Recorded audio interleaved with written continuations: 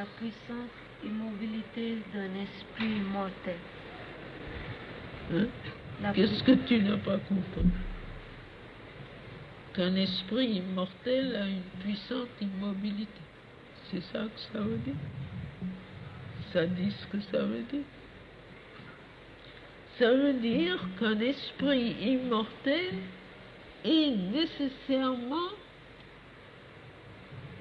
immobile et puissant, par le fait même qu'il est immortel.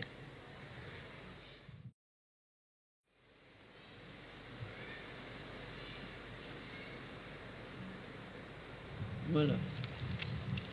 Il dit ce dont le Gita veut parler. Il dit, le Gita a pour but quelque chose d'absolu, d'immodéré, d'intraitable, une tournure, une attitude qui change l'équilibre même de l'âme. Sa règle est non pas le contrôle du mental sur les impulsions vitales, la règle du Gita est la puissante immobilité d'un esprit immortel. C'est clair comme le jour.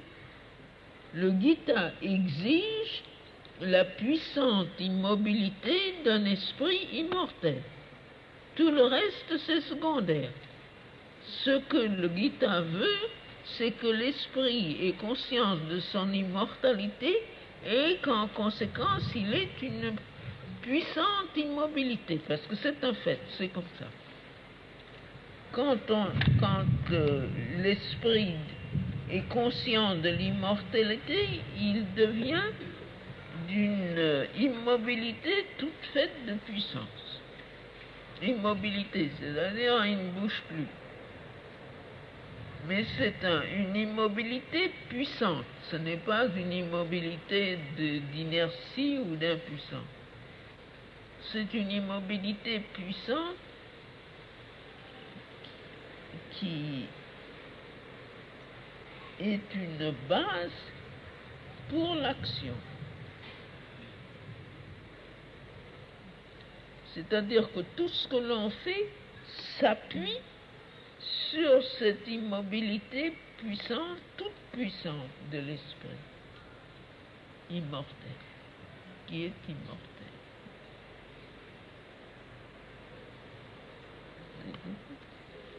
Mais, n'est-ce pas, il n'y a pas d'explication qui puisse vous donner ça, il faudra l'expérience.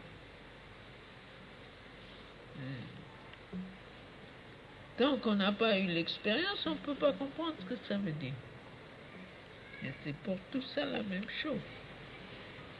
La tête, là, le petit cerveau ne peut pas comprendre. De la minute où on a l'expérience, on comprend. Sans avant.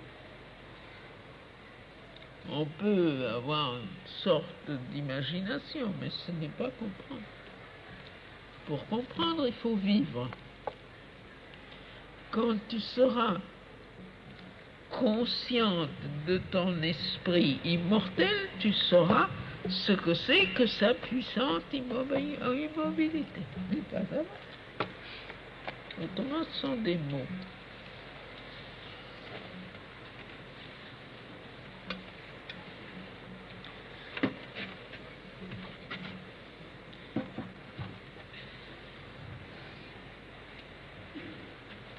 Tu ne comprends pas comment on peut être immobile et puissant en même temps. C'est ça qui te gêne. Eh bien, moi, je te réponds que la plus grande puissance est dans l'immobilité.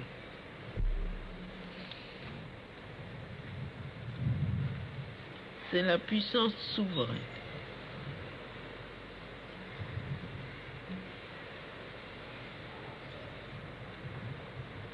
Et il y a une toute petite application superficielle que peut-être tu comprendras.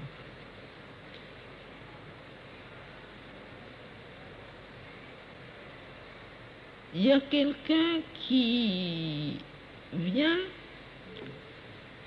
ou vous insulter, ou vous dire des choses désagréables. Et si on se met à vibrer à l'unisson de cette colère ou de cette mauvaise volonté, on se sent tout à fait faible et démuni et on fait des bêtises généralement.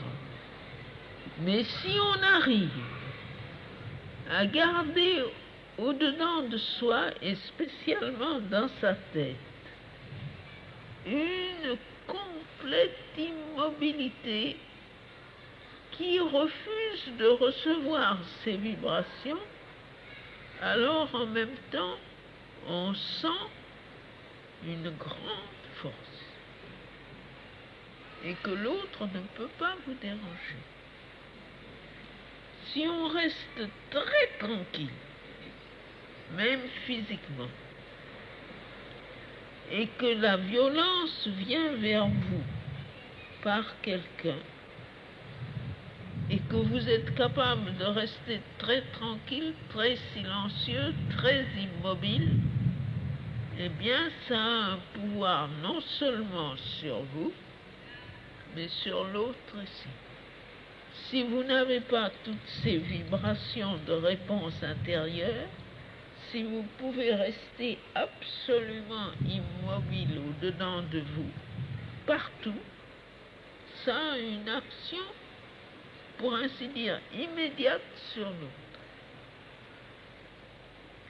Ça te donne une idée de ce que c'est que le pouvoir de l'immobilité. Et ça, c'est un fait courant qui peut se produire tous les jours. Ce n'est pas une grande chose de la vie spirituelle, c'est une chose de la vie matérielle, extérieure.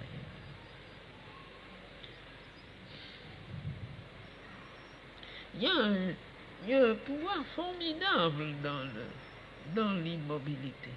L'immobilité mentale, l'immobilité sensorielle, l'immobilité physique. Si vous pouvez rester comme un mur, absolument immobile, eh bien tout ce que l'autre envoie, ça lui retombera dessus, immédiatement. Et ça a une action immédiate. Ça peut arrêter le bras de l'assassin, tu comprends? Ça a cette force-là.